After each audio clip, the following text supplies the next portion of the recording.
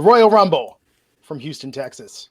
This is the Wrestling Inc. podcast. I'm Glenn Rubenstein, joined by Matt Morgan and Raj Giri, here to talk about everything that happened tonight. This was a unique Rumble, man. I felt like we haven't quite seen something like this before. Matt, what did you think of the pay-per-view? Definitely. I thought this was a good pay-per-view. You're right as far as the Rumble being different, the Rumble match itself. We'll get into it once we get into the Rumble, but the overall pay-per-view, I had a lot of good things to say about it. Yeah, 6 matches on the main card, 2 on the pre-show. Unique that on the main card, equal number of men's and women's matches. That's never happened before on the main card of a WWE pay-per-view. Talking about the pre-show quickly, Matt, did you watch any of that at all?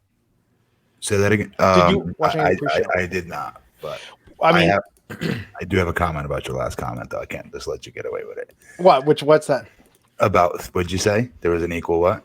A number of men's and women's matches on the main So card. if we were truly here looking at this with everybody's equal, that wouldn't have stuck out to you. What would have stuck out to you was, holy shit, we just saw 6 amazing matches. Yes, but I think you have Hashtag identity politics, folks. You really want to get into this now? And technically it's not, because the pre-show you had more men's matches, which tips the scales. But yeah, guys, let's just be straight. This whole pay-per-view, come on, this was a really good pay-per-view. Like I had no issue with anything almost, and that's rare. I loved it. I thought the men's Rumble was one of my favorite Rumble matches in years, in a long time. I can't remember since when. I thought it was great. We'll get into it. I thought Becky Lynch versus Asuka was one of the low points. What? Yeah, there was no reaction. The crowd was dead. What? I never thought I'd say an Asuka match was one of the. I thought that was the worst match on the show. Okay, so maybe sometimes. Okay, I agree. The reaction from the fans help. It adds. I agree. Yeah. But maybe I'm watching from the wrestler's perspective again, and maybe I got stuck in that for that match, because that I was just about to say before you said that. I know. That was my favorite match of the night. Yeah, I could tell, and I was like, "Oh, he's gonna be disappointed with what I'm gonna say." Actually, I thought the Bayley match was worse, but yeah, I actually thought Falls Count Anywhere kind of was a bad note to start on from a pacing point of view, because we had this 35-minute match open the show. They did, but the crowd was into it by the end. I mean, they got that out of the way, honestly. Yeah, I think they were benefited by the positioning on the card by being on early. I still had a hot crowd. Yeah, but I'll tell you, 6 matches on the main card is a good number to have. I felt that it went by at a good pace. Pre-show was 2 freaking hours long. What? And you know what? I just had it on mute for most of the time, and I was watching other stuff. It was like, I'll start when the wrestling stops, or I'll start when the wrestling starts. And I have to say, what actually got me to unmute it was that freaking Lacey Evans commercial for Foster Farms corn dogs, which is the craziest thing I've seen and the best thing I've seen in a while. Oh, I gotta go look it up. Yes, it is, Matt. It's like the most glow segment that the WWE has ever produced, where it had her wrestling the hunger monster and feeding her child a snack. Highly recommend that commercial. Yeah. Antoine Fair with a $5 super chat saying Drew got the 2 biggest in wrestling history, eliminated Roman and Brock. I say it now and new.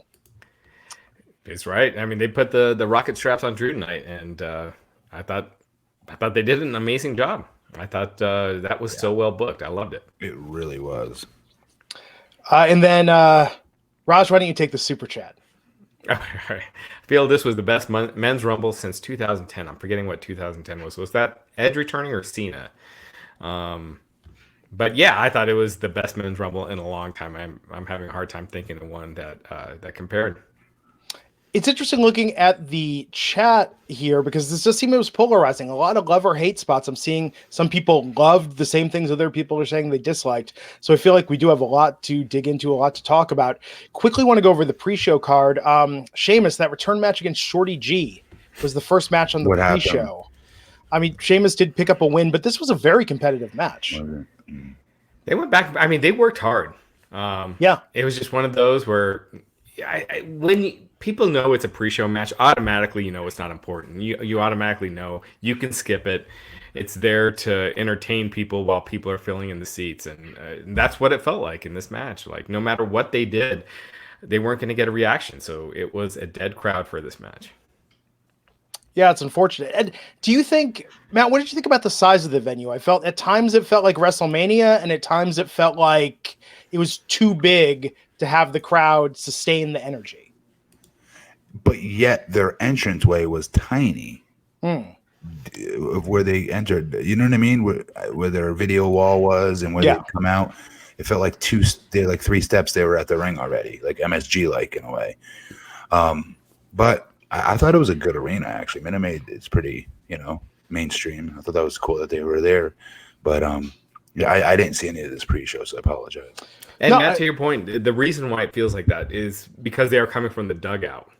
So because it's a baseball stadium, so they don't have like the long entrances like you'd have in a football field, and so they're coming from the dugout, so it's like a short entrance. But I feel like they should do this for SummerSlam. Have it in baseball stadiums. You don't have to have it in the big football arenas, but the bigger atmosphere, it just sets it apart. Like this show felt different from Survivor Series or SummerSlam. I agree with that. We followed Sheamus getting that win with Humberto Carrillo versus Andrade for the U.S. title. Oh. Yeah, Andrade won. Carrillo looked okay in this match. This didn't really need to happen. Why didn't they save this for Raw tomorrow night? Good point. I was looking forward to that match. I thought it would have been on the Rumble. Yeah. I think once you put a title match on the pre-show, it just delegitimizes your title. It just automatically people know that it's not that important. It's not, and then why have it if it's not helping, elevating, or something that is actually moving a person up? Then what's the point of having it? And I just hate that the fact that they have title matches on pre-shows. It just devalues the title. I want to take a break. I want to thank the sponsor of this episode. Guys, you remember the days when you were always ready to go? Think about it. Think back to the days when, you had ambitions, you had goals. You wish you were a little bit taller. You wished you were a baller. You wish you had a good girl that looked good. You would call her.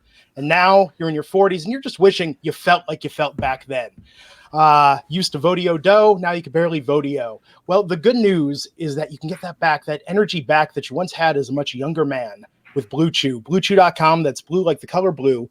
Blue Chew brings you the first chewable with the same FDA-approved active ingredients as Viagra and Cialis. So it's the stuff that works. It's science to enhance your performance, to enhance your confidence. And you can take them anytime, day or night, even on full stomach. And since they are chewable, they work up to twice as fast as a pill. So you can be ready whenever you need to go. Something happens spontaneously. You chew one of these, put on some music, lower the lights. 10 minutes later, bam, it's go time, baby. And if you could benefit from more confidence where it counts, Blue Chew is the fast and easy way to enhance your performance, prescribed online by licensed physicians. So you don't have to go to the doctor's office. You don't have to wait at the pharmacy. Ships right to your door in a discreet package. And they're made in the USA. They prepare and ship direct. So they're actually cheaper than a pharmacy. No awkwardness in the process. It's so simple. Here's what we want you to do. Go to BlueChew.com, get your first shipment free with our special promo code WINC, and you're going to get one of these pouches. They're awesome. It's going to come with 5 of these bad boys, each individually wrapped in a pill. Check it out. See what you think. Again, that first shipment free. Just pay $5 shipping with our promo code WINC. Go to BLUEChew.com, promo code WINC to try it free. Blue Chew, the better, cheaper, faster choice. We thank them for sponsoring the podcast.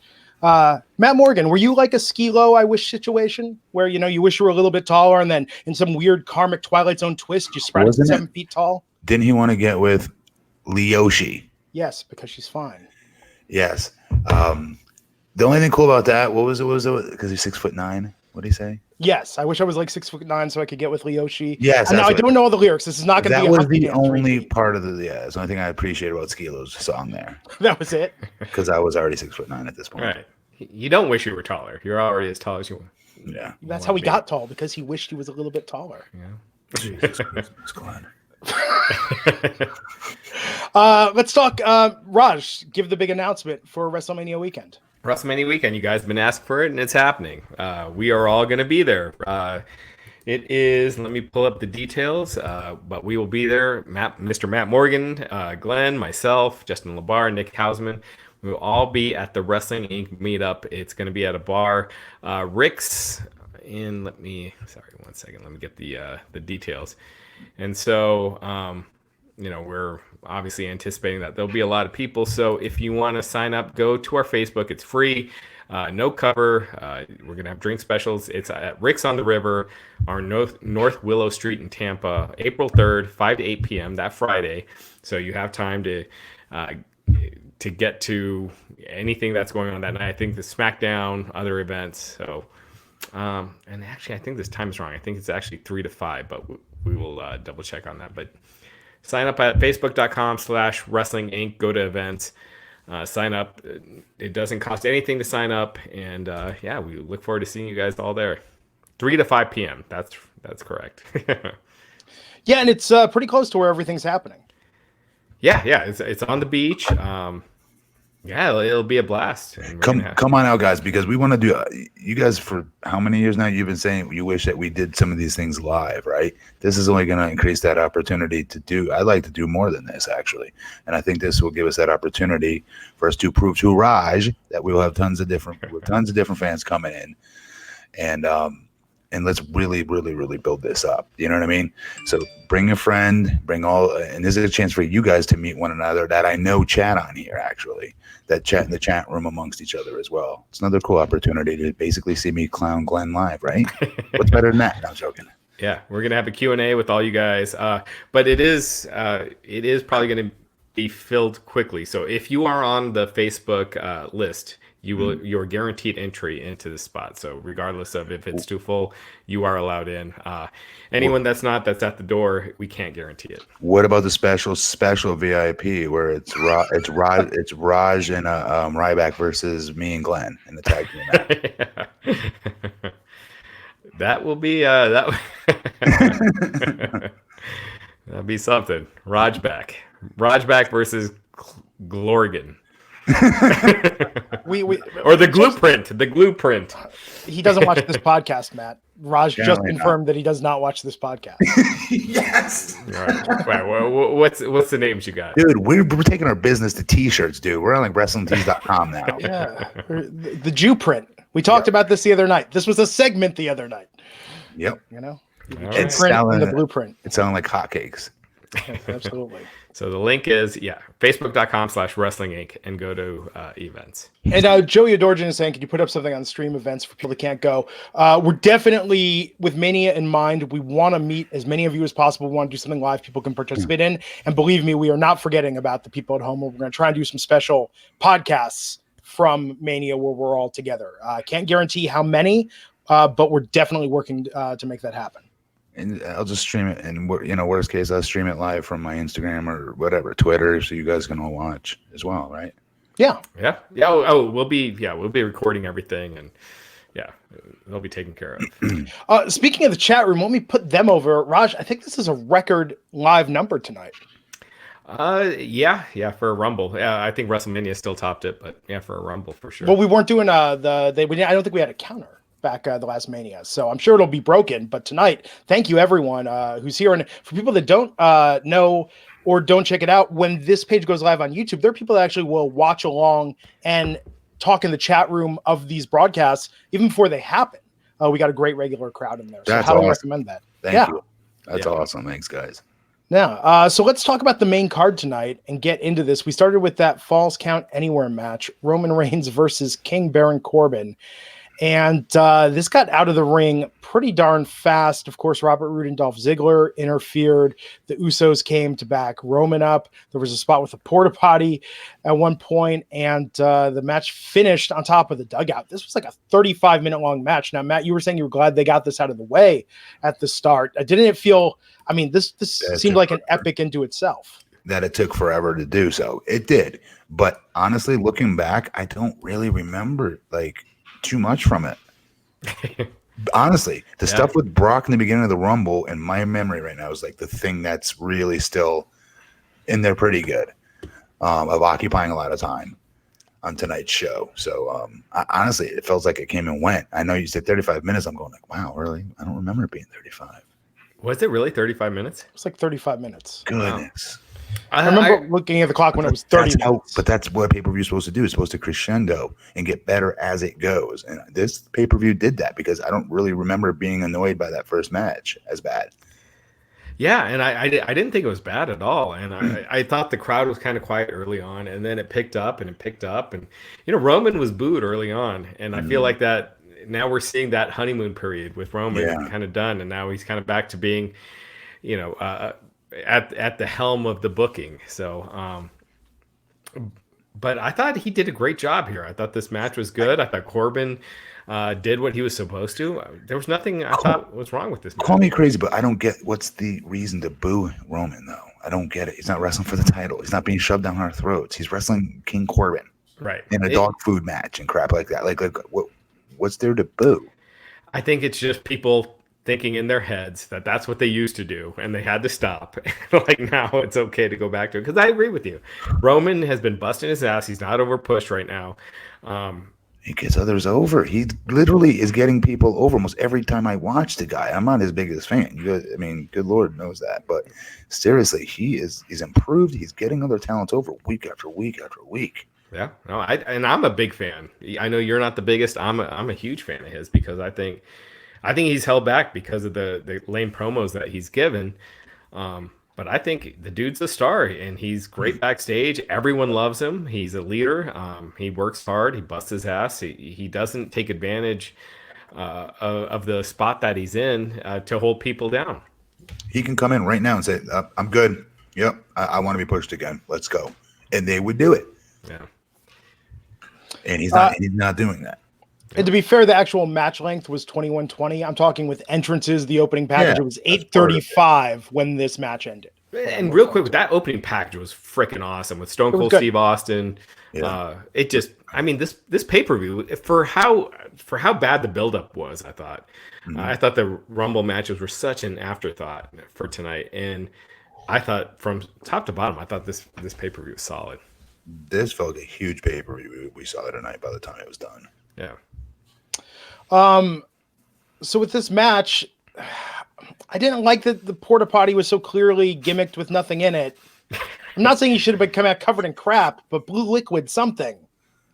Yeah, they had the porta potties near the stage, and it's like you're not gonna have porta potties over there, right? For the crew, maybe. They're not going to put it right next to the stage. You're going to have it 10 feet behind where, you're off stage. Like, you're not going to see the crew coming to take a shit right at the stage. You got to bury it far away or else it'll attract bears. I think it made sense. But, okay, Matt, let me ask you this. If you did something really gross to your opponent, would you want to be touching him, handling him, let alone pinning him after, like, you dunked him in a porta potty? I can't put myself in their shoes here. I've never done something like that. You would think logically no, but to win and make a lot of money by taking my share to the winner's purse, yeah, I would. Matt, I don't know if you remember this, but there was this pay-per-view that WCW used to do called Hog Wild. Yeah, of course. Where it was at the biker rally, and at one of the pay-per-views, Macho Man wrestled Dennis Rodman. And they fought in the crowd and went into an actual porta potty. So that was like one that people were actually using. Oof. And Savage dumped him in that. It was so I much rather prefer this, where it's clearly gimmicked. It's clearly not a real porta potty, as opposed to. I remember just being. I'm a germaphobe as it is. Oh, I don't know. Freaking sickened by that. Getting hepatitis or something. I mean, like. No, they're not going to do for real, but put some blue dye in liquid. Like they did with Kevin Owens and Braun Strowman. It's just a joke. It's clearly a prop. But I'm just saying you have to have some sort of logic in kayfabe. I don't know. I mean, I think the dog food thing is disgusting. You couldn't pay me enough money for that. That was real dog food too. Really? They're not using like refried beans or something that's a little less make gross. You throw up. Yeah. No. Well, at least the SmackDown angles were real dog food. Interesting. You heard it right here, folks. WrestlingInc.com. It's got to be exclusive. The big news. Exclusive. The big news. Anyhow, so Roman won that match, did the Superman punch, the spear on top of the dugout, got the pin and the win. The Usos had that great high spot. Yeah, I mean, this I think would have been a standout match any other show. I think just opening here, it was not a build. I think you could have swapped this with Bayley and Lacey, or maybe even Becky and Asuka, and I think it would have benefited the show. Yeah, I was gonna say Bayley, but then I still think Becky and Asuka got kind of screwed over by this crowd tonight. So if you put them first, they definitely would have gotten that reaction they deserve. So plus, like the Usos were there. They were doing their high spots. I mean, it was it was chaotic there at the end. They were busting their ass. I mean, they earned their pops. I thought at the end. No, definitely. So we had the 30-woman Royal Rumble match that happened. We opened up with Alexa Bliss and Bianca Belair. Matt, how great did Bianca Belair look during that entrance? Superstar. Yeah. Not surprised, but you know what I mean? But the rest, to hear her reaction that she was getting was, I hope the office saw that. I hope they take notes. I hope they do something with this. NXT women are super over. Oh my God. And the guys, you got to admit, the guys were nice. Like we'll get into it, but Keith and all of them, Matt Riddle. But she's a superstar. What's there that hasn't been said about her? Yeah. They set up a lot of potential feuds with her tonight. I mean, Charlotte, Alexa, she had some great face-offs. I got to admit, the stuff with Shayna got over too. Yeah. Her face-off with Shayna. They gave her that Kane push, like she was just eliminating everyone. She looked like $1 million. I thought it was a strong intro. Even Mercedes Martinez, who was number 6, recent signing to NXT, she even got a good pop coming out tonight. Looked awesome on her entrance. When did she not be a part of AEW anymore? She was only in the Women's Battle Royal, right? The casino won it all out. Am I remembering correctly? No, I thought she did a couple things for them. No, I don't know. I think it was just at the beginning, yeah. Like she had never signed a contract. And she did. She was in the Mae Young Classic a couple times. Yeah, in both. Yeah. Yeah. So I mean, she was great. The Lana and Liv stuff. I'm glad they got that over fairly quickly. Yeah. But with Liv, man, like, is she ever going to get a time to really show what she can do? I don't think so. I mean, the storyline's not about wrestling. I don't either. Which is funny because it's kind of like their biggest storyline that they have right now. Yep. But it's not helping anyone out. Like no one, Rusev and Lashley weren't even on this pay-per-view. They did that. They just mentioned on commentary that they weren't allowed in, which was just the lamest excuse. But that was the go-home angle on Raw. Your flagship show, your go-home angle was that match, and this was what it led to for your second biggest pay-per-view of the year. It was the end of the feud, though. Like, this is like the 5,000th time that Bobby's beaten him. Right. What the hell do I want to see it on the 6th time for? Well, I thought they were just going to have Bobby throw out Rusev again. Just keep burying the guy. Mia Yim looked great coming out tonight. There were so many good spots. I'm looking at it now, and I'm not even. It's amazing how long this was. This didn't feel rushed at all. I think it went for it was just a little bit shorter than the men's Rumble. But at Candice LeRae was in there. Yeah. Molly Holly. Tamina Snuka, who hasn't been around in a while. Dakota Kai, Chelsea Green. Naomi got that big return pop tonight. Yeah. Toni Storm was in there. Sarah Logan, who was in and out. Let's talk about Beth Phoenix, who was number 19. I mean, she talk about having an impressive performance. So in a spot with Bianca Belair, Beth Phoenix hit the back of her head on the ring post when she was up in the corner spot. You could hear it. It sounded nasty at the time. And she, I mean, not to be graphic, but I mean, she literally almost went from blonde to redhead as this match went on. I mean, I don't know how deep the cut was, but she was bleeding like crazy. It's tough as hell. She's always been crazy tough. Yeah, she was bleeding from the back of the head for like 20 minutes. I mean, she had that pretty early on and continued with the whole match. And it's funny. I mean, you could tell they were setting her up for something later in the Rumble, or else they would have gotten her out of there immediately. Yes, 100%. Yeah. So that was really good. Chelsea Green, man. Okay, so Robert Stone, the Arliss Michaels of the WWE universe, brings Chelsea Green out to the ring, and then Green eliminates Kai, and then boom, got eliminated by Alexa Bliss instantly. So there's people in WWE that believe that he's you still think it's Tony Khan. He looks nothing like him. They think that he's a spoof of Tony Khan. Go watch Arliss, the beloved HBO series. Where we think it's Arliss, but obviously WWE, the people who wrote it don't even probably know who that is. Right. But he does look like him. Dude, there's nothing about Tony Khan in this. Zero. What? He doesn't look like him. Yeah. I don't know. was just kind of crazy, though. I would have thought Chelsea would have got a little more. And here's the other thing. We haven't seen enough of him. You've got to go watch all like the WWE YouTube channels at the Performance Center to see more of his character, and you'll see it. There's nothing here at all. I remember Virgil was a spoof on Dusty Rhodes, and he looked nothing like Dusty Rhodes, right? But he used the name. Where's the rib here? Yeah. Is it the glasses? Tony Khan doesn't look like that and wear that. Yeah. Did they make uncomfortable after show promos? Oh yeah, he should have given a press conference after. Does he do those? Because then I could see the resemblance that they're going to do that. But that's wait, did he do something? I think there was something on Twitter tonight on social with him doing like a little statement, a little press conference thing. Yeah, I think I saw that. Now, if they're legit doing that, then that's something okay. But regardless, I mean, look, Z Lee showed up tonight. There was so much that happened during this match. I thought this was really, really good. I was not a fan of the Santina spot. It just devalues all the work that they've done, because Santina was in there. The Santina Morella character was there when the women's division was a joke, where it was all about TNA, and he won that Royal Rumble. Was it WrestleMania 21 or whatever it was? I don't know. Yeah. I just think putting him in there just kind of delegitimizes it a little bit. And I like Santina Morella. I think he's hilarious, but I just felt like it was the wrong spot. Yeah. No, I mean, and just it's a bit of a slap in the face, because they could have put any other woman in that spot who wasn't on the card. But yeah, he was eliminated by Beth. Then Beth eliminated Natalya, so that's why they kept her in so long, even with the massive amount of blood. Yeah, so Baby Maharaja saying he thought Summer Rae came back, but it was Chelsea using Summer Rae's little music. Was that Summer Rae's little music? I didn't realize that. I don't remember what her music was, so I couldn't even tell you. Yeah. Dr. Zillerspree asking where was Sasha? Only disappointment.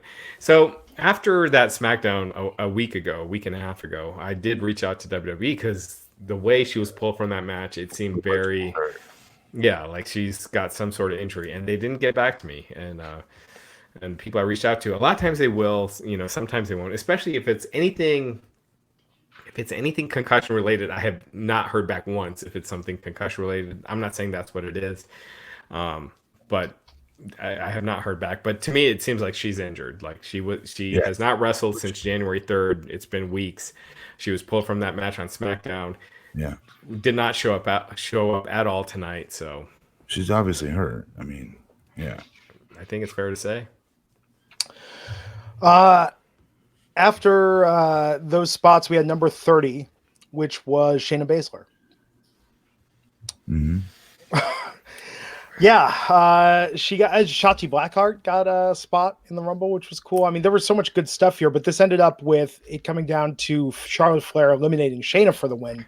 But Bianca Belair broke the record tonight. What was it, 8 eliminations?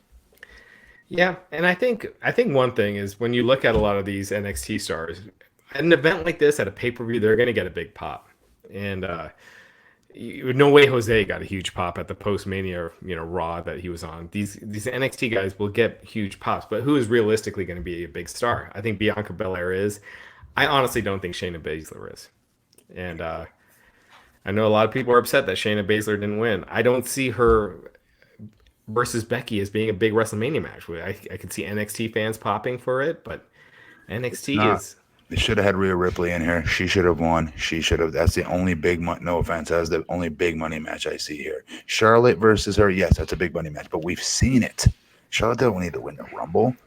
Charlotte versus Becky has been done at 3 Manias now, if you include this. If they go in that direction, in multi-person matches, but still they've been in the same match.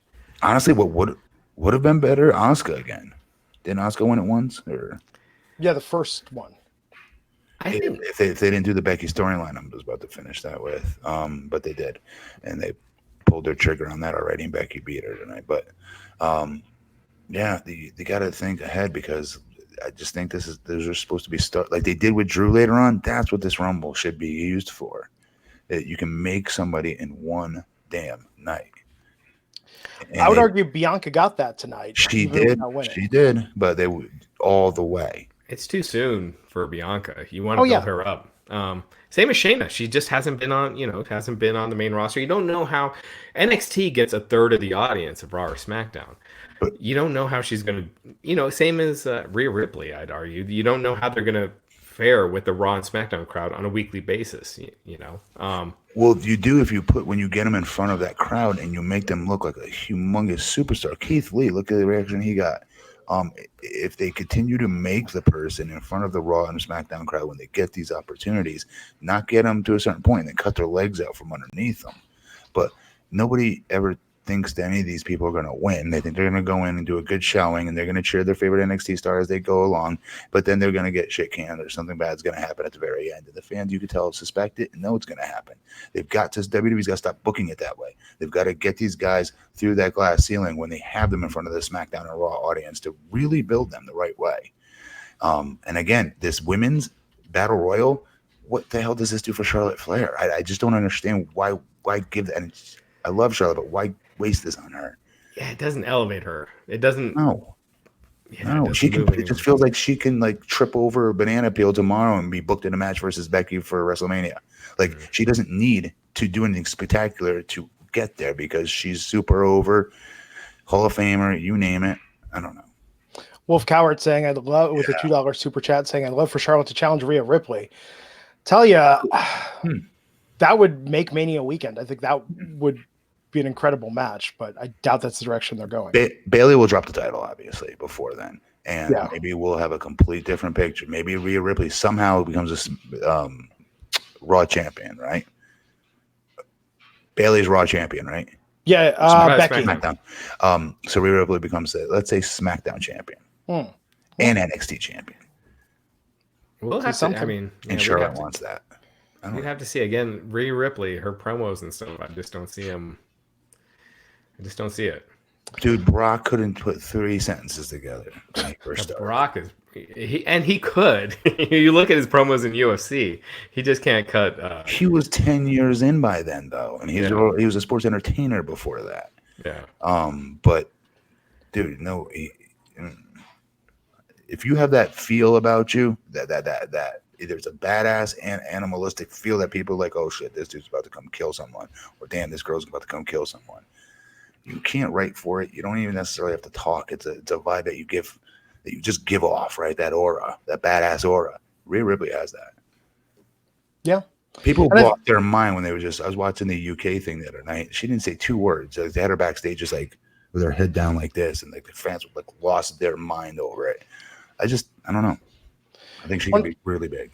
I'm telling you, people aren't talking about Charlotte tonight. Everyone's talking about Bianca. Everyone's talking about Mia. Everyone's talking about Beth Phoenix, Shotzi Blackheart, even Shayna to a lesser degree. But it's not a good look when Charlotte wins the Women's Rumble and she's like the 5th most talked about aspect of the match. Or 5 people got over tonight. You can look at it that way and be like, damn, that's really, really good versus just 1 person getting over for winning. You got 5 people that got that over that they're talking about it like that. Well, true. Especially with Bianca. Yeah, and it's great for her. I mean, this was a really good match. We followed that up with the SmackDown Women's title match, Lacey Evans versus Bayley. Oh boy. So Bayley won and retained in this Terrible match. Terrible decision. I agree, but This was not Lacey's best in-ring performance tonight. Who cares? Okay. Well, it matters. It's people's not best in-ring performances. She did miss a lot of spots tonight, but I thought she covered them up pretty well. But I don't know, man. She's got that military background, that badass edge to her, and if that's the direction they're going, they got to drop the Southern Belle. Oh yeah, because you don't associate someone in the trenches, willing to kill someone for their trench mate with someone who's like sipping tea and is in their dress. Those 2 gimmicks don't vibe. So pick which way you're going with her and change it because they're in this middle category and the fans did not react to Lacey tonight. She was not over as a babyface. Yeah. Bayley looked downright miserable on her way to the ring. I don't know what she thinks she's doing. She looked good after the match. She has that kind of devious smirk. But going in tonight, I mean, there was such little energy at the start of this match. Yeah. WWE screwed her as a babyface because she's such a natural babyface. That's her natural environment. She's great at it. Yep. And they didn't push her properly in it. I could see if they tried everything and it didn't work, then it's like, okay, fine. That was, they tried, but they didn't with her. They did the complete opposite. Yeah, they're burying her from the beginning. Again, such an easy babyface to book. She is so easy to book as a face. Like, I would argue there's not a woman on that roster that would be easier to book as a face than Bayley. Yeah. And we talked about this last week. Lacey just has been on the main roster for less than a year as far as a regular full-time performer. And she's, already turned babyface. She hasn't, she was just getting into that heel persona. Should have kept her. She had good heat on her. She was carrying it around with her 24/7, which I loved about her. She never broke kayfabe, which I really loved. She's still feeling herself out. I think this match would have been completely different. It was heel Lacey versus babyface Bayley. Definitely. Would have been different if it was Lacey versus Sasha, no title even. It would have been a better match. Yeah. This match sucked. And again, with Sasha, I'm pretty sure she's, she would have been in that Royal Rumble if she was good to go. Mm-hmm. Yep. So Bayley won. It's a shame this match wasn't better. I think, as you can tell, we're all rooting for both Lacey and Bayley here, but just something's not clicking.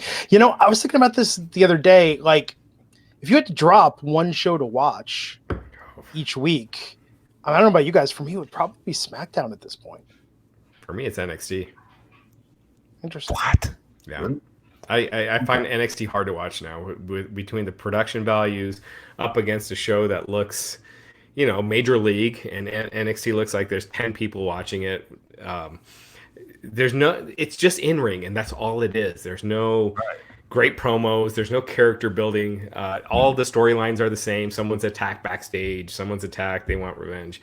I find NXT the hardest. I think SmackDown and AEW for me are the easiest to watch every week. SmackDown has been, there's nothing really bad on it, and the booking has been sensible. So, yeah. The Friday night hurts it for me. Other than that, I find it easy to watch. Friday night, a big party night for you, Raj? We do. We do go out a lot. I hate to say it because I'm an old man, but Carol Auer in the chat would like Raj to submit to a drug test. Yeah, if NXT was so hot, it would be by now. It would be getting good numbers, and it keeps dropping. So, for you hardcore wrestling fans, that's great. You love your NXT. You love the guys wrestling for 30 minutes, kicking out at 2 every 30 seconds. That's great. But the majority of the fans don't like that, and the ratings are at reaching a new low for that show. Tammy's pointing out both NXT and AEW miles ahead of Raw and SmackDown. And they both get a third and half of the audience, but all right. Anyhow, after this, we had the strap match for the Universal title, Daniel Bryan versus the Fiend Bray Wyatt, and a match that I saw many people online saying was the best Bryan has wrestled in years, if not his career. I don't know about all that. Yeah, I think there's a little... Yeah. What? Who said this? I kept saying that. Twitter was blowing up. People, I like this match a lot. Me Matt, too. I know we've talked about ruined it by saying this such a stupid comment. Because we haven't called this out in a while, Matt. Prisoner of the moment. Recency bias. Yes. Holy crap. Have you not seen his WrestleMania crowning achievement, his match versus Hunter, and then Batista and Orton, and carried all three? There's a lot of varying opinions on here. But had it up to here with wrestling fans. All right. So there were no red lights tonight. So I thought this was the best Fiend match for that alone. No red lights. Wait, what? There was no red lighting tonight, so I thought that made that the best Fiend match because we were able to actually see everything that was going on easily. Yeah. Yeah, I thought that improved this match a lot. I thought this match started off slow, but I think Daniel Bryan is just a genius, and it was beautifully booked. It got better as it went along. It built to the end, and I thought by the end you're into it, and you kind of almost felt like Daniel Bryan could win when he locked in the yes lock with the strap. No. I think so. The dude had superpowers. If he didn't have superpowers and like superhuman strength and mystical powers and stuff, like, I don't know. I'm like, he's gonna gnaw through the damn thing, or something's gonna happen here. Just because, again, he's a gimmick. He has powers and stuff. Like, it makes it so hard to believe he's gonna lose. Yeah. Like, you have to put a bulldozer across this dude's chest, like pin him. Like literally, you have to back a bus over him and like keep the bus on top of him. Yeah, he's like Jason at this point. And just from a common sense perspective, it makes no sense to beat him here, you know. No. Lord, no. But Daniel, that's what I'm saying. And then Daniel did a great job because he did, you're right, go in and out of some really cool false finishes there that looked, semi, very, very believable. And more importantly, he took an ass whooping. Yeah. Guys, when you work a strap match, you generally, especially when you get into the spots where you start rifling them off like machine gun style, like rapid fire, pop, pop, pop, pop, whap, whap, whap. When you start firing them up with the strap on the guy over and over and over and over and over, and you're getting faster as you're whipping them, you're supposed to overshoot that strap slightly so it hits the mat. And a little bit of it hits the dude's skin. All right. Just so you're not taking unnecessary, what do you call it? Chops on the dude's body that aren't really getting that big of a react. You're not letting it digest. If you want to go across the dude's skin, it's that big one thwap, that first one, and then maybe the next one thwap, and let the body get all red. But like when you machine gun, I'm like 100 miles an hour going, like I'm saying, you're supposed to like overshoot it a little bit so it hits them. If they're on the mat, on the ground rather, you want to overshoot it so most of it hits the mat and a little bit of it hits the dude's body. So the dude's just not unnecessarily taking 300 shots in a matter of 30 seconds that the fans can't really digest it anyway. It's not worth it. And Daniel ate every one of them. Like, yeah, there was bunches of times where I was like, holy crap, what is he doing? He gave a lot to this match, a lot of his body. His back was, all welted up like 5 minutes in. It was bad. And I know he's pale, but seriously, this was, whew. And we talked before about the Fiend selling being hit. So Daniel low blowed the Fiend tonight, and we did confirm that Wolfman has nards. So there you have it. He has vulnerabilities. I do think that Daniel Bryan, I do think he needs to grow his hair back. I feel like he looks like just enhancement talent with the haircut. You know what I mean? He doesn't stand out. Whereas he did with the long hair, and he doesn't have to have the gigantic beard, but I don't know. I just feel like as far as the star look, he needs to grow that hair back out. It was good. It was a very good match. Fiend retained. Do you think this was it for Daniel Bryan and the Fiend? What else is left? I don't know. I mean, they can stretch something out of this, but I don't know. If they do, cool. I don't care. They do got Saudi Arabia coming up. They did announce it on this show, February 27th. I mean, who else are you going to throw at Bray Wyatt right now? So I can see them doing one more. Daniel Bryan is not going to Saudi Arabia. Oh, yeah. Yeah, that's a good point. And plus, who cares? Like, whoever it is ain't going to beat Bray Wyatt. That's the bottom line. It doesn't matter who it is. Yeah. Yeah. After this, we had the Raw Women's title match, Asuka versus Becky Lynch. Very well constructed match. This was a very good story, I thought. I know, like you said, the crowd wasn't into it, but this was a very well told story, down to the very ending with Becky giving it a couple like the nods. You know what I mean? Of respect, if you will. Very, very physical match. These girls killed each other out there. I don't know. I dug it. Yeah, and Becky defeated the Green Mist, kicked Asuka in the face before she was able to spit it out. That was cool. Yeah, that was a good moment. I think it took a while to pick up. I think maybe if they'd even done the mist spot earlier with the Green Mist, the crowd would have gotten more into it.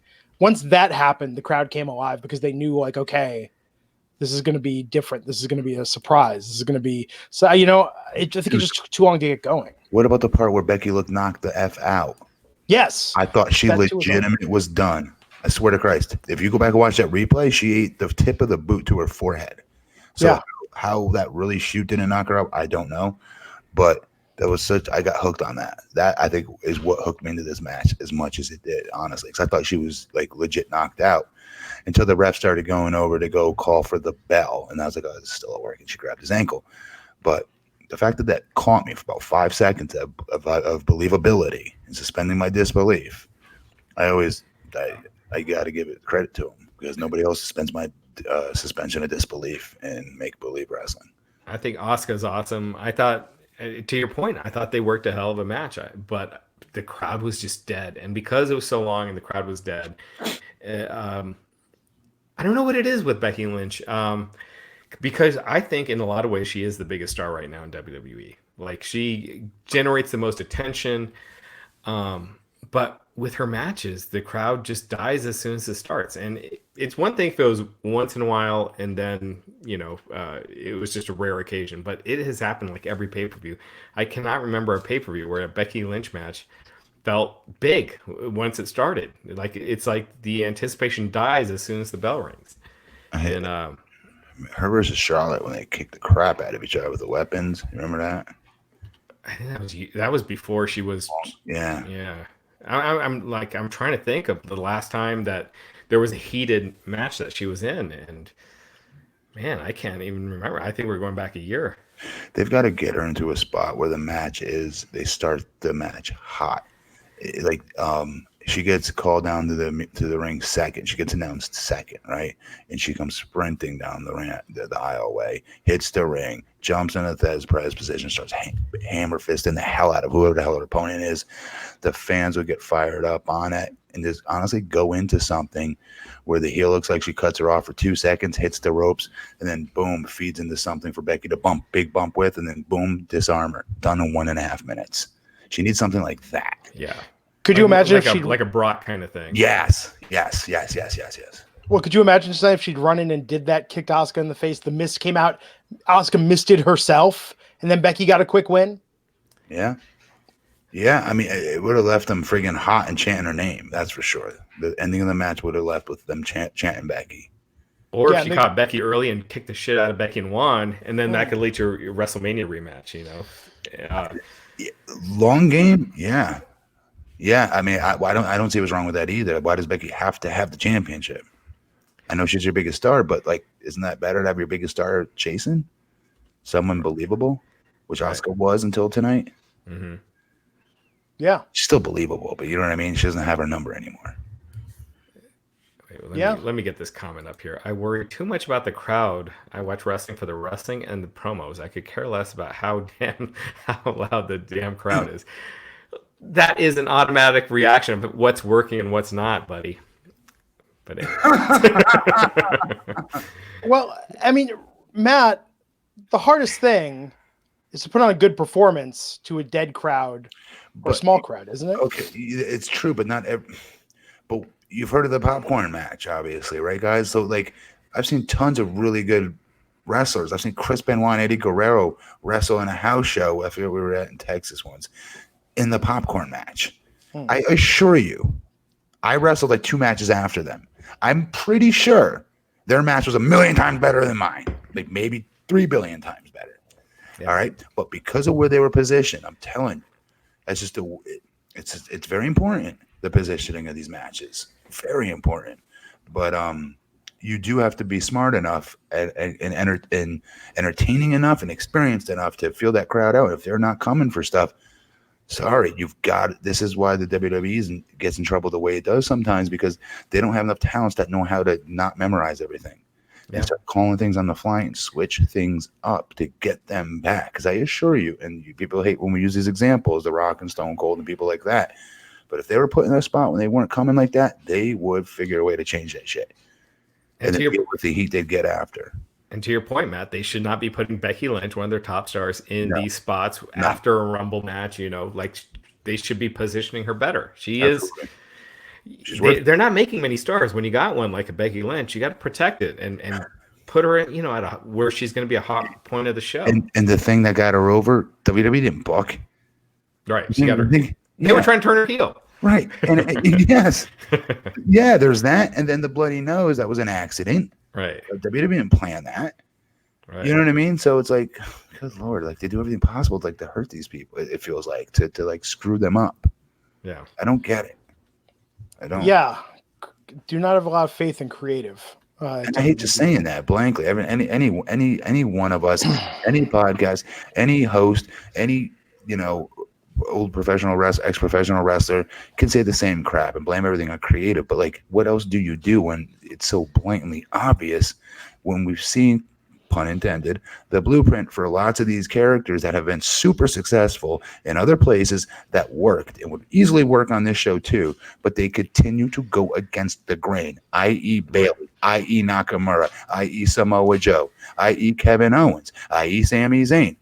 The list could keep going. Of how to book these people properly and get them over, and they don't do it. They go against the grain. And you have a factual example with Goldberg, right? When Goldberg was in WCW, huge ratings draw, moved numbers, everything.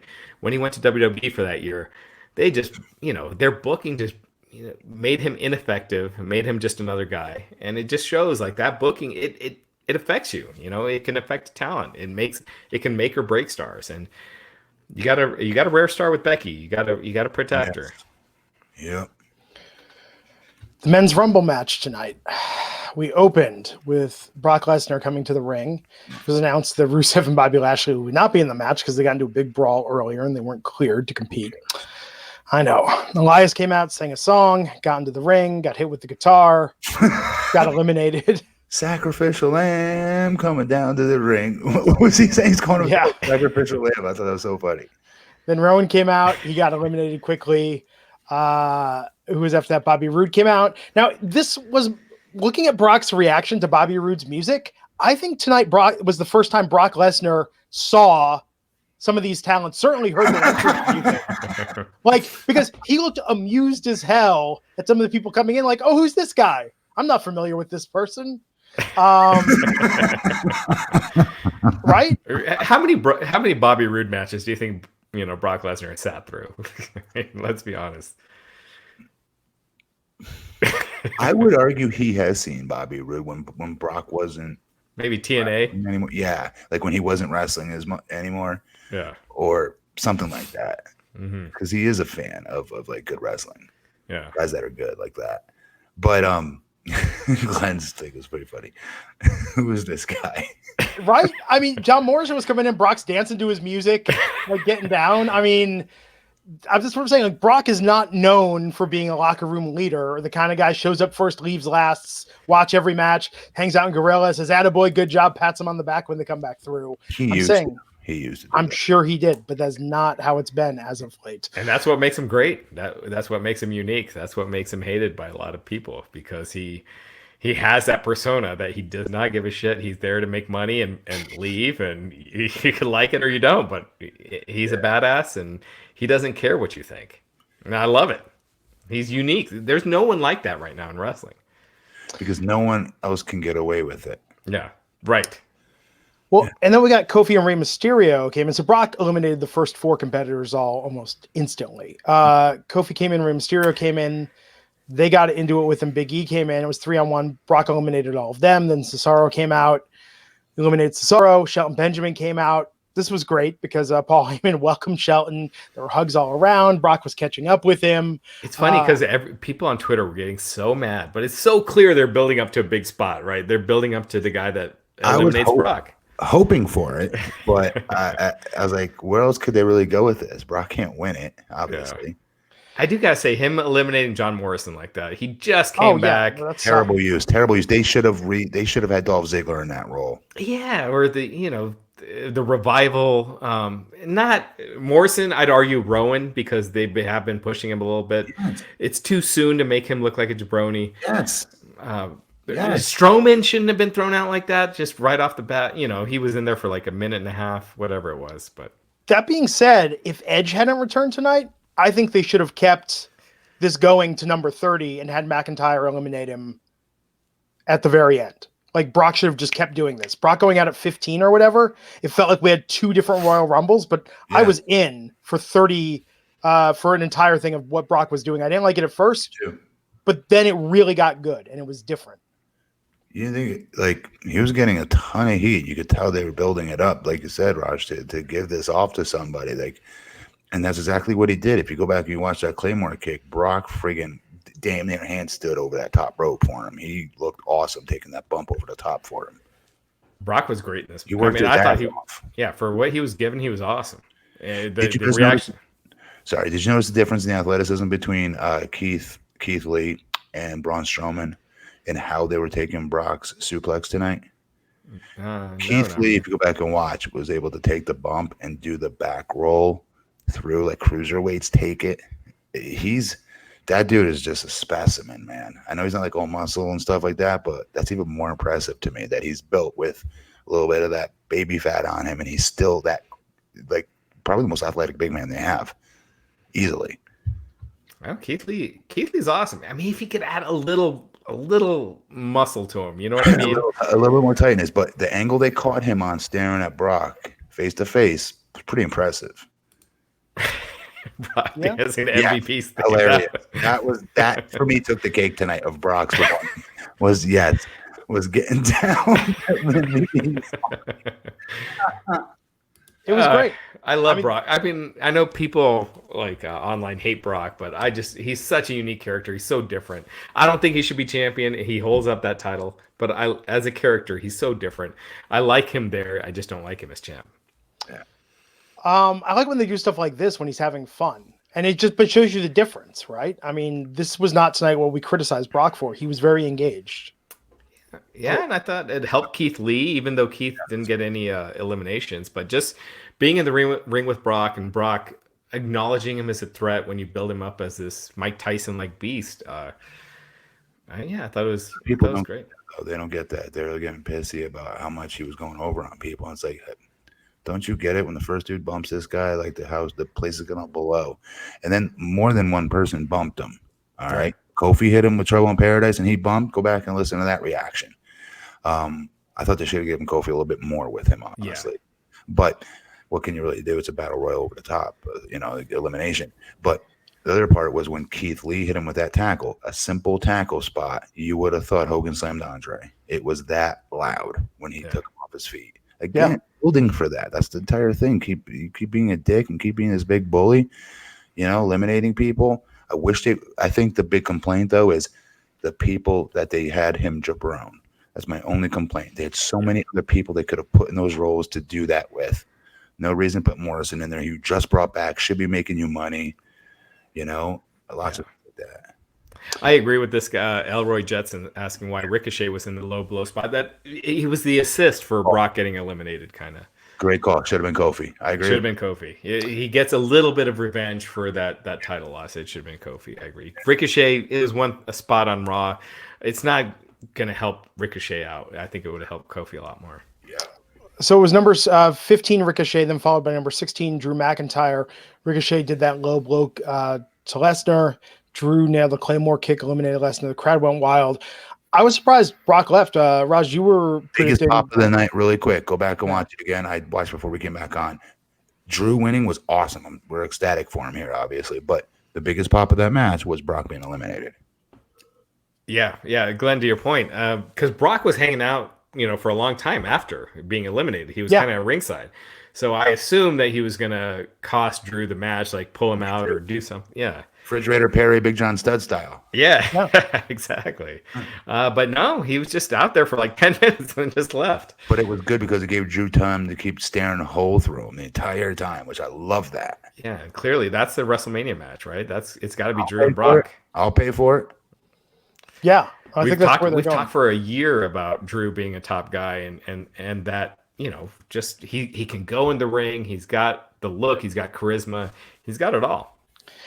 So what did you think about the second half of this? I mean, minus Edge coming back. I mean, Matt Riddle was fun to see. There were some good spots, but it was good. Man, the first half of this was so fun. The second half, at times, when Edge wasn't involved, felt like, especially when Seth was out there with AOP and Buddy Murphy getting into it with KO and Samoa Joe, I was like, this is just the same crap we see on Raw every week. We got to talk about Edge coming back. I know. And Edge was coming back was huge. So what's the story there, Raj? Well, I mean, that's been telegraphed. He's been, he had been saying on social media that he's not cleared. I think the more he was denying it, the more it was clear that he is cleared. He is coming back. And he's been, he had his physicals done in November and he's back, I guess, for, I think it's a couple years. So, Edge is back. I thought they were going to go with Edge and Lesnar. I think it's great that it's not, because your first big match back, you don't want to go with Brock. No. So I'm not sure what they're going to do. They didn't have a clear path for him for Mania. He signed a 2-year deal, you said? I think it's 3. Wow, so he's back. Yeah. And AEW, he was talking with AEW before he re-signed with WWE. He's back. Yeah. How did AEW not get him? When WWE really wants someone, they could get him. I think Randy Orton showed that. I mean, they got that Fox money and the Saudi Arabia money. Dude, the Khans are richer than Vince McMahon. Well, yeah, but Shad Khan, he doesn't want to be putting all his money into wrestling yet. Like Vince, his money is in wrestling and the XFL. Dude, that could have been a game changer if he went to AEW. Oh yeah, that would have been huge. Huge. Don't you think though that would having take him away from the young up? Yeah, it's a little too TNA. I think if they had another. Yeah, except that it's Edge. I agree. It's one thing if it was like Christian or Elias, if you're taking like a mid card WWE guy and pushing him to the top.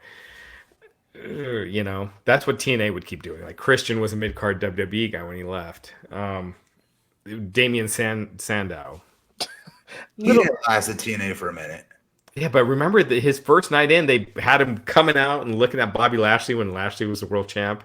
And they did do that anytime WWE came to the company. Like Ken Anderson did. Right. Everybody that came here did that. That's true. And then they give him that like awkward 15-minute promo that I'm still not sure what the hell he was trying to say from it. Yeah, it's very weird. Anyhow, Edge tonight, I think, looked like $1 million. Yeah. He made it almost near the end here. It came down to Reigns and Drew McIntyre, with McIntyre getting Claymore kick on Roman and eliminating Reigns for the win. Oh, at the end there, it was Reigns, Orton, Drew, Edge. Yeah, it was like any of those guys could have won. Yep. This was awesome. I thought this match was great, and I did like the second half, even though it wasn't as different from what Brock was doing earlier. Glenn, I thought because Edge was involved in a lot of the stuff that they were doing, and who did King and Corbin throw out? You got heat for it, honey. Matt Riddle. Yeah, Matt Riddle. I think you could already see what Vince thinks of Matt Riddle. Riddle came in, he was in for about a minute, and he was thrown out. He wasn't given like the Keith Lee like moment to shine. Patterson still doesn't do. Does he still do the Rumble or no? What's that? Does Pat Patterson still book? No. Okay. And I know you guys talked about the Rocky Johnson funeral. We'll talk for a second about that afterwards. So there you have it. Drew McIntyre, Charlotte Flair, the big winners tonight. I mean, Drew's got to challenge Brock for WrestleMania. Yeah. Duh. Yeah. It's who is Wyatt's opponent. Is it Edge? Is it Roman? I would guess Roman, but we'll see. And it would be good. That would be a good match too, I bet. Bray and Roman. But Bray's got to win that though, right? Yes. He's not ready to be beat yet. He's not ready to lose yet. No way. At Mania, I mean, that's kind of what they built to, right? The big heel losing at Mania to and the big baby face. He's got a weakness. Then you better. What, his balls? No, it's going to be his mask. It's going to be like Jason, knock off his mask, and then he's vulnerable. I guarantee you that it's his mask. They better put like a thing of TNT around him or something. That's the only way. Like, he's a monster. He shouldn't be able to be beat. Cain Velasquez. Yeah, Dr. Zillerspree pointing out no Cain Velasquez. Cain did say he was going to be in the Rumble. But I don't know if anyone missed him. No, I don't miss him at all. He looks like, no offense to Cain, but he looks like crap. And no Ronda Rousey, who was trolling on Instagram saying everyone thought I was going to be back tonight. Yeah, I didn't think so. So we'll see. So that was the Royal Rumble. Raj, what happened backstage between Matt Riddle and Brock Lesnar? So, Matt Riddle and Brock Lesnar, I guess before the show started, Brock ran into Matt Riddle and approached him. And Matt Riddle had been saying the stuff in the past about wanting to retire Lesnar, not respecting Lesnar. Go ahead. He doesn't respect Lesnar. Yeah. He said that about Goldberg too. This dude would gut you 5 ways to Sunday. Yeah. Are you kidding me? Please tell me Brock beat his ass or threw him through a locker or something. It didn't get physical. Riddle in the past has said he doesn't respect that he shows. He doesn't like the work rate that he puts out. And it's like, dude, this guy is 100 times a star and this is no disrespect to Matt Riddle, but we just need to because he's good. He's really good. I like his matches. His matches are different. There's no reason for him to continue to say stupid stuff like this because one's a draw, one's not. So you can have your little 5 and 6 star matches all you want, homie, but it ain't gonna draw money. Yeah, Goldberg, with his Brock draws money. Yeah, and Goldberg, that match he did with Hogan that did like 7 million viewers on TV, and yeah, but he'll argue, and I'll understand why that was done back at a certain time when that was okay to do. Today's wrestling, you got to pick up the pace. You are supposed to be having these higher impact matches, higher paced action, new inventive moves, not that old boring. You hit the ropes. No, you hit the ropes. No, you hit the ropes. And do a stupid tackle crap spot that old big men usually do. I get what he's saying in that regard, right? But Brock doesn't do that. Brock is inventive. He is creative with how he works his matches. He is not just some big lummox. He's the best athlete in that damn company. And even you look at Raw the past 4 years, the only one that's made a difference, like raising the ratings, the guys have been Lesnar and Goldberg when Goldberg came back. So, I don't know. Yeah, Goldberg's obviously a draw. Duh, he's Goldberg. Yeah, of course. Yeah, but like, what happened with the rest of the story? All right, let me. They passed each other while walking backstage, and they had a little encounter. And I think that's pretty much the end of it. They came face to face, and it was nothing physical happened. They were broken up. Matt Riddle did have something similar with Goldberg at the what was it? The SmackDown, I think, a few months ago. And this is a different era because if that happened when I was there, dude, his head would be clapped into the side of the wall. Oh gosh, yeah, I'm not Brock would destroy Riddle, and Riddle was a UFC fighter too. Right, he's tough as hell, no question about it. But back when I was there, like you could do things like that. If you had to get in a fight with somebody, you generally could do it because a lot of times they think it would be settled. You all can move on, and now you guys can go make money. You know what I mean? Or they look at it as if a young guy needs to be initiated and crap like that, which I thought was lamer than hell because that's stupid. Now, if two people have a beef with one another, when I play college sports, a lot of times the coaches would allow it to happen. So they get their angst out of their system, and you'd find out you'd end up being better friends, like even better friends than brothers with that teammate. When I was a freshman in college, I got into a fight with our senior that I was going to be battling out for that same position for basketball. It was the best thing that happened. The dude ended up being one of my best friends. The dude was in my wedding, like my wedding party. You know what I mean? It's weird how it works when you think about it. But there's a difference of that versus hazing bullshit. Excuse my language, which I'll never sign off on or agree with because that's, no offense, that's the biggest wussy stuff to do where older kids take advantage of a younger kid just trying to fit in on the team, which I think is BS, and you're a wussy for doing it. And I also think until Riddle has reached, you can be the king of the indies, but until you've reached where people are really paying big money to see wrestling, where you're really drawing ratings and numbers, you respect the guys that have made this possible. And that's the difference of what today's era is. Back then, you had people policing that a little bit better, whereas today, that's not as much. Like you have to be very careful because it is such a, it's a publicly traded company, but every single thing you do there, people are watching. And you can't do what you used to be able to do back then to put that in check with getting a guy in a house show and, beating the, snot out of him in the middle of the heat during his match so he gets the message to respect you. And then you're all good from there. Yeah. Can't do that anymore. Should you really be able to when you think about it. Should we talk here for a second about Kobe Bryant? Sure. So Kobe Bryant and his daughter and 7 others passed away in a helicopter crash. Obviously, this is one of the biggest sports tragedies that's happened in my lifetime in a way. That iconic and that big, and the fact that WWE is acknowledging it on a pay-per-view when he's never done anything with WWE. It's just huge story. It's just so sad. And dude, he's on Mount Rushmore of the NBA. If you had a top 10, top 8 that they'd always start trying to make up, it always Kobe was generally always on that. obviously one of the greatest of all time. It's super influential with his sneaker, obviously. Still years after he was, done playing the game. But I got to play him when I was in high school at All American Camp. He was a class he was a class of 96. I was a class of 95. So I played him 5-star camp. I played him at what's called Adidas. At the time, it was called Adidas ABCD camp, which is another All American camp. And then through AAU tournaments, because he was from Pennsylvania, I was from Connecticut. And he was like 6'3" at the time. I believe he was like a sophomore. I was like a junior.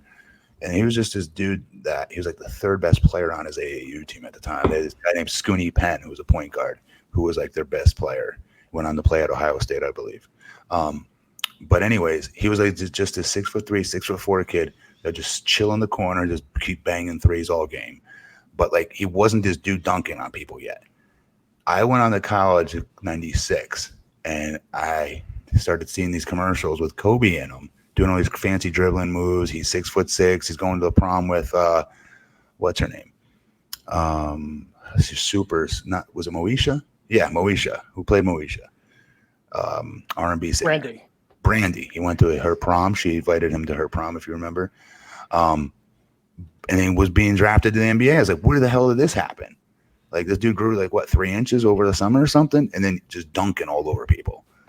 And I remember thinking like, there's no way like he'll be able to do it. He's super skinny. He's still a young man, But bro, he came into the league with reckless abandon. And you talk about not waiting for your time. At the time, the Lakers had Eddie Jones starting over him. And Eddie Jones was an all-star at the time. And Kobe would, whenever he'd get in the game, dude, Kobe would start jacking.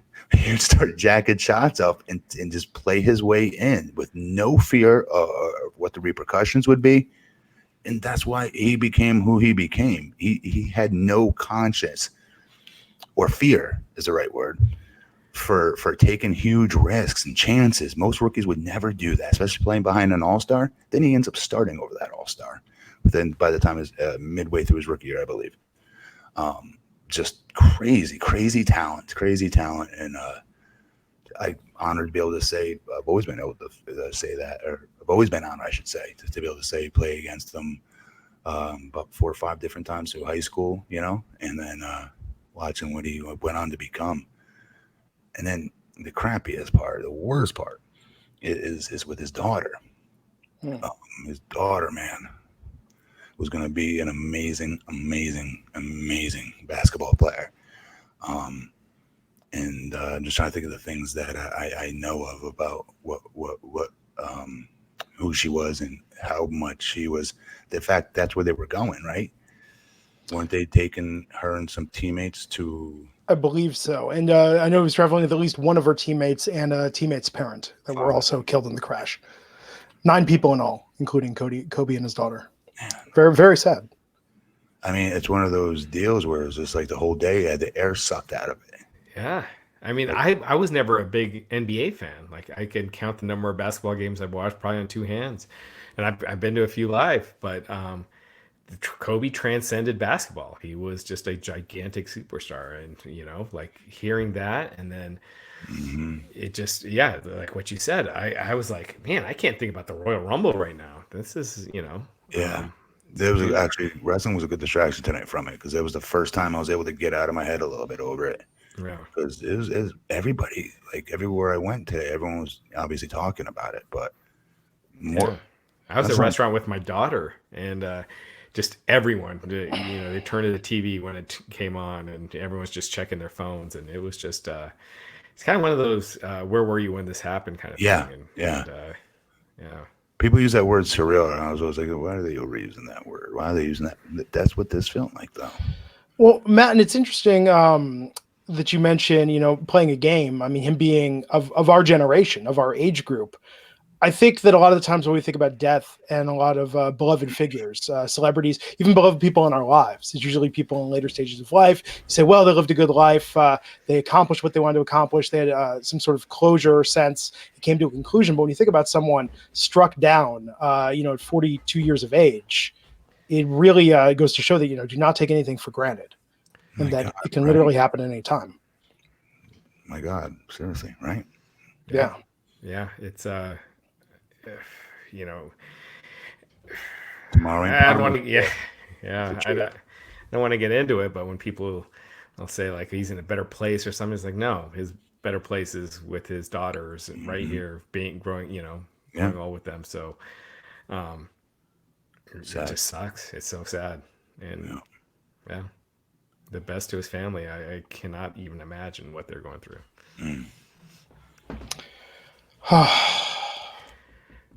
Sting. Sting is going to wrestle again. What?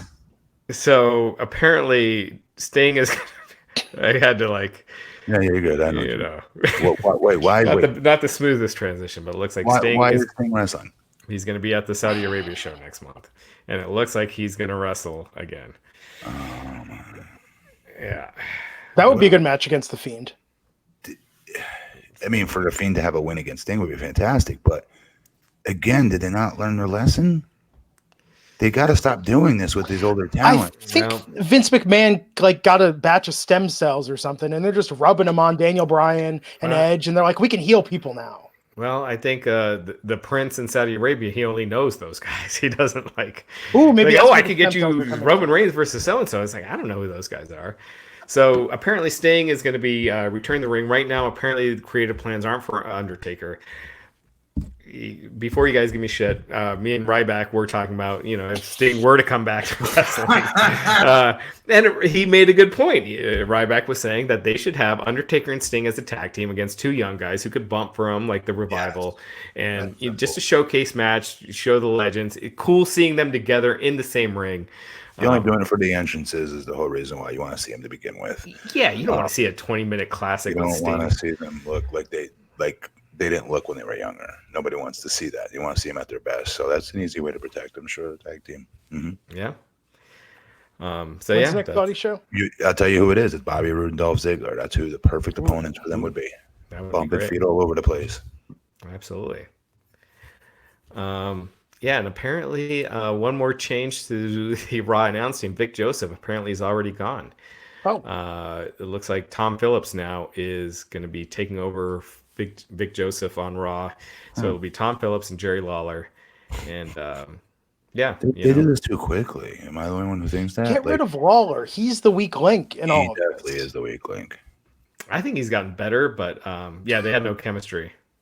Him and Vic Joseph. It was clear Lawler doesn't watch WWE. I don't ever buy he gives a crap about any of the matches he's calling. Like Jim Ross is trying. Tony Schiavone, you could tell. Jim Ross has gotten much better too. Yes, I mean, like Tony, you could tell knows and loves the product. Jim is really trying hard, but Jerry, I mean, he sucks, doesn't care about the talents that he's calling the stuff for. Like he doesn't. You could see it. You could feel it. Yeah, and I thought Vic was getting better. I thought Vic was good actually. Yeah. This is you look at WWE when they put Dio Madden, Vic Joseph, and Lawler together. It's like these guys have never worked together. It seems like a bad idea, and then 3 months later, like two of those three guys are gone. It's like, yeah, it was a bad idea. Use common sense. Two of the three were better than the third. Dio Madden was even better. Yeah, Dio Madden just needed, he just needed some time. Same as Vic Joseph. So. But he gave you and this might sound like okay, what big deal, big what, Matt? Who cares? But like the aesthetic, whenever you'd cut to that announce booth, like the dude looked like a legit athlete. Dio Madden, he gave credibility for my money. He gave credibility. I know they don't show them at the booth very much physically, but when they do, I don't know. I just thought, remember when Brock went over there before he F5'd them? And I'm looking at all three of them. I'm like, geez, Jerry Lawler looks like some dude like my dad who just got out of his lounging, chair. Right. And then you have Dio Madden who looks like $1 million, looks like an athlete. I don't know. There was just something about it I thought that worked with him, and I thought he would have been better. He could have continued to improve. Yeah. And I think, yeah. They've got to figure this out. But then, to be fair, I think Tom Phillips is very good. He is good. Yeah. He shouldn't have been removed from the first place. And this doesn't mean that Vic Joseph is fired or anything. He's okay, good. Oh, okay. Yeah. He's probably going to be doing 205 Live, those other shows. How is 205 Live still on the air. We talked about this last night. I didn't know it was. Because it doesn't cost them anything, right? I didn't know it was. So now you've got an NXT UK talent that is the Cruiserweight champ. Which is such a big mistake, I think. You had Angel Garza, who was just starting to get over, and then you take the title off him. Oh, why'd you tell me I was going back and watch that? Damn it. Was this the 4-way? Yeah, this was the Worlds Collide. That's where I hit pause on. There's just so much wrestling right now, and no one cares about that. That Worlds Collide pay-per-view had less response than the last Impact pay-per-view. Yikes! So. But yes, I noticed some talent on this podcast. Couldn't even be bothered to show up to talk about it. Who? Me? You two, both of you. I was supposed to be on it.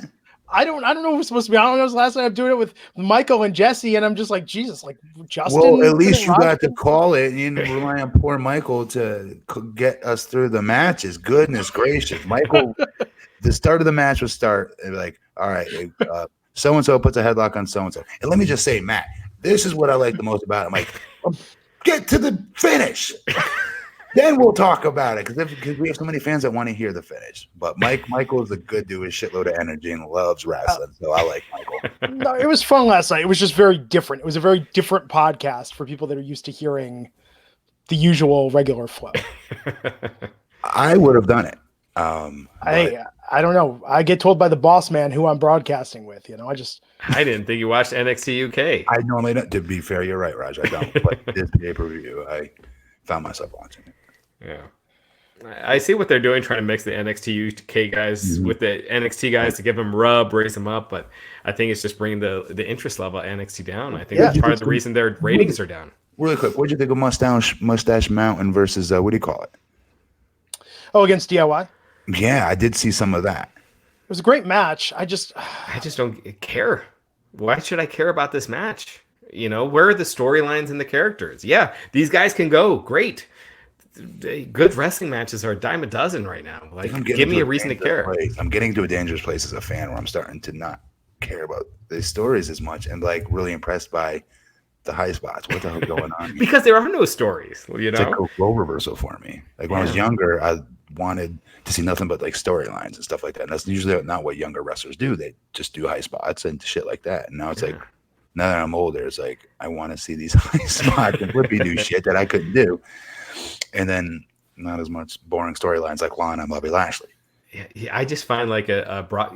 Some people's heads are going to explode right now, but I find a Brock Lesnar match way more interesting than an Okada match. I see because why Brock, you don't know what's going to happen. It could be a 13-second squad. Unpredictability. Yeah. Yes. For that, I know what you're saying. And like what we got with the Battle Royal tonight, this was completely unpredictable. No one would have called this. With Okada, it's gonna be 40 minutes, and they're killing each other, and big moves. They're kicking out at 2. With Lesnar, you have no idea what to expect, and there's not many wrestlers that are like that. Yeah. What I thought of that Lesnar Shelton Benjamin spot, I thought that was awesome. Where is that? That was good. Yeah. I like continuity. I think WWE going so big on NXT UK is a huge mistake, given that NXT is in the fight for its life against AEW right now on Wednesdays. I think the mix of the Build the Worlds Collide and the Dusty Classic is what has killed NXT in the last 5 years. Especially the tag tournament. Yeah.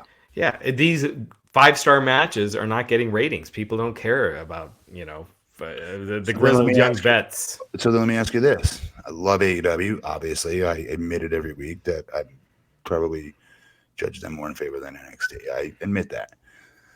But with that said, take Jericho, Moxley out of it. Oh, yeah. And Cody. It's basically NXT. Yeah. If you had AEW in the NXT setting at Full Sail every week, I'd find it really hard to watch, even with Jericho. Just with that dark, no one's watching, you're the only one watching the show feel, like they did that on purpose though. Hunter legit does this on purpose to give it a different feel versus the other 2 shows though, right? But it's not because they can't afford it. It's WWF. It's Disney World. Well, they can't fill an arena with, a big arena with those guys. No, the lights though. Yeah. The light in the show, right? It feels different. It's got a more intimate feel. And it's not about viewers necessarily in ratings, but I think that does matter. But just even as a fan, I mean, I said this last night. I'm a huge mark for NXT. It's the reason I started watching wrestling weekly again back in 2015. I want NXT to succeed because when it's good, it's the best wrestling on TV. And since the start of 2020, it has not been. It was at a real high point going into Survivor Series and coming out of Survivor Series, and it has stumbled big time in the last 3 weeks. And I also think NXT, when it was 1 hour as this underground show on the WWE network, it was different. Now that it's a national show and it's up against a major league show, you got to compare it to that major league show, and it's night and day. Like I could watch NXT, like I could watch a Madison Square, when they used to do primetime wrestling back in the day and they'd have those shows from house shows on primetime wrestling. I'd watch those and enjoy it. But if it was up against Saturday night's main event, I'm watching Saturday night's main event. You're watching, That's true. It's cool on the side, but as a weekly something you're supposed to be invested in. But they're doing this on purpose, Raj. It's not like you're giving the WWE this big secret that they don't know, like that they can't have better lighting and better everything. They're like, again, they are Walt Disney World of wrestling. They can afford cameras, they can afford the lights, they can afford a million different things. And NXT did have a different feel, even though it was from Full Sail. They used to have a much different aesthetic to it than they do now. It was lighter. But I think that's what the whole point of this is for them, right? They wanted it to be different. But if they want to be considered that third brand on the same scale of Raw and SmackDown, they need not just that, though, Raj. They also need a more mishmashing of the talents and to get the bigger stars to come to NXT, not just Finn Balor, but others as well. Yeah. And don't get me wrong, I'm not saying that NXT should look like Raw or SmackDown. I think those are overproduced. When you have the ring posts that have LEDs, it'd be like watching a UFC and the corners had LEDs shining and everything. At some point, it looks ridiculous, and I think it takes away from the story of two guys wanting to beat each other's ass, which is what wrestling is. Do you think the other reason why you like the AW look, which I do too, but I do because it gives me that Nitro. I know we shouldn't compare it to Nitro. People cry when I do, but the aesthetic again of this TV screen when I watch it, it has the same smoky feel that I used to dig. I loved it. I did like it a lot when Nitro was around. I don't know why, but I did. And I do kind of get that vibe when I watch the show. I don't know. Yeah, well, to your point, it feels like a sports feel. Like Nitro always felt like a sports feel. Like it's not. It looks good. It looks good on TV, almost like Bellator MMA, or it looks big time without being overdone. No, like the way a baseball game would look at nighttime. But like when I watch Raw and SmackDown, I know that sounds so weird and probably just makes no sense, but the way the screen itself looks, I don't know what it's called. I can't call it graphics, but like the way it's on the TV screen does not. I couldn't imagine a baseball game looking like that. It looks like a video, like you're in a video game as opposed to a sporting event. There you go. Right. Yeah. Seriously. Yeah. Yeah. No, I agree 100%. It's too far. NXT is not far enough. NXT is too. It's like you're filming it in someone's closet. Real quick, one thing I don't think we've talked about yet. They are renaming the NXT Women's Championship to just the NXT Championship. They're getting rid of women's in the title. What about the men's championship? So there's going to be two NXT championships, I guess. How do we? Yeah, it makes sense. It's so there's an NXT men. You just have to do the logic yourself. Adam Cole is an NXT champion. Rhea Ripley is an NXT champion. So why can't I go to NXT and challenge Rhea Ripley for the championship then? Because the man is too scared to have intergender wrestling. I don't know.